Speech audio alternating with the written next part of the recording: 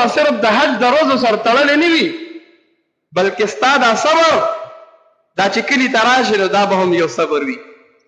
څنګه چې حاجي صاحب د حج دپاره تللی دی او هلته کې 15 وخته په تکبیر اوله سره چې دنه څه کوي څومره لارې وایي هوټل یې کم ځای کې وي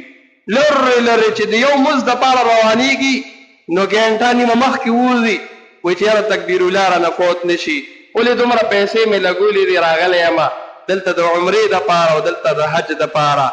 نو د هر مزد دپاره ګنټه مخکې ځي او بعضې حاجي صاحب چې سهار لاړ شي وایي زه واپسې نه ځم هوټل ته زما وخت به خراب شي او زما نه به تکبیر اوله فوت شي نو هلته کې پروت وي په بیت الله شریف کې او دغه رنګې په مسجد نبوي کې پاتې کېږي او شپې له صرف هوټل ته ځي دا یو سبق تاله درکوي چې دا 40 ورځې تا د تکبیر اوله سره مونځ کړی دی